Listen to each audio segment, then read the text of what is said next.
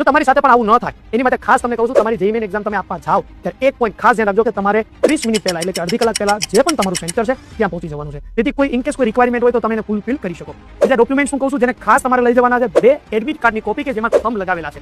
સાથે સાથે તમારી પાસે પાસપોર્ટ સાઇઝનો કલર ફોટો હોવો જોઈએ, જે 2 લઈ જજો મિનિમમ, કે જે તમે ફોર્મ ફિલ કરતી વખતે આપ્યો છે. ડોક્યુમેન્ટની અંદર આગળ વાત કરીએ તો આધાર કાર્ડ હોવું જોઈએ, જે અપડેટેડ હોવું જોઈએ, પાન કાર્ડ અથવા ચૂંટણી કાર્ડ લઈ જઈ શકો છો. તમે કહેશો સર મારે અપડેટેડ આધાર કાર્ડ નથી, તો તમે ધોરણ 10 અથવા ધોરણ 12 ની માર્કશીટ લઈ જઈ શકો છો.